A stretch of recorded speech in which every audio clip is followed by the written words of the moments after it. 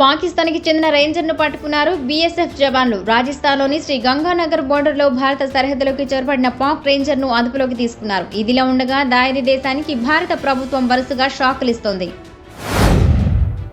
Quant మైనింగ్లో మోనోపోలీగా వ్యవహరిస్తున్న MP Vemireddy Prabhakar రెడ్డిపై చర్యలు తీసుకోవాలని డిమాండ్ చేశారు మాజీ మంత్రి అనిల్ కుమార్ యాదవ్. అందరికీ అవకాశం కల్పించాల్సి ఉండగా కేవలం ఒకరికే ఎగుమతి అనుమతులు ఎలా ఇస్తారని ఆయన ప్రశ్నించారు. దీనిపై పోరాటం చేయడానికి తాను సిద్ధంగా ఉన్నానని స్పష్టం చేశారు. తిరుమల శ్రీవారి ఆలయం ముందు క్యూ లైన్లో భక్తులు ఒకరినొకరు కొట్టుకున్నారు. క్యూ లైన్లో చిన్నపిల్లలతో వస్తున్న మహిళలను తోటి భక్తులు తోసివేశారన్న కారణంతో భక్తులు గొడవపడ్డారు. అక్కడే ఉన్న విజిలెన్స్, పోలీస్ సిబ్బంది వారిని అదుపు చేసేందుకు ప్రయత్నించారు. క్యూ లైన్ నుంచి వారిని పక్కకు తీసుకెళ్లారు. ప్రకాశం జిల్లాలో ఘోర రోడ్డు ప్రమాదం చోటు చేసుకుంది. ఒంగోలులోని కిమ్స్ ఆసుపత్రి సమీపంలో కోడిగుడ్ల లోడుతో వెళుతున్న లారీ బోల్తాపడి ముగ్గురు మృతి చెందారు.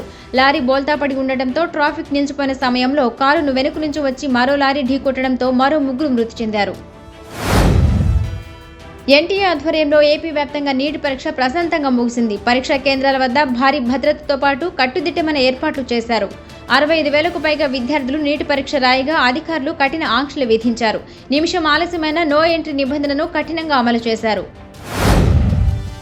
అనుకున్న సమయం కంటే 5 రోజుల ముందుగానే అభివృద్ధి పనులను ప్రారంభించబోతున్నామని ఎమ్మెల్యే కోటంరెడ్డి శ్రీధర్ రెడ్డి చెప్పారు. మే నెల 15వ తేదీన నెల్లూరు రూరల్ నియోజకవర్గంలో 339 పనులను ప్రజలకు అంకితం చేయనున్నామని ఆయన ప్రకటించారు. ఎక్కడికక్కడ కార్యకర్తలే ప్రారంభోత్సవాలు చేస్తారని స్పష్టం చేశారు.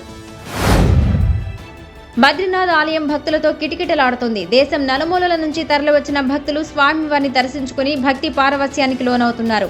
ఉదయం 4:30 నుంచి రాత్రి 9 గంటల వరకు భక్తులను దైవ దర్శనానికి అనుమతిస్తున్నారు.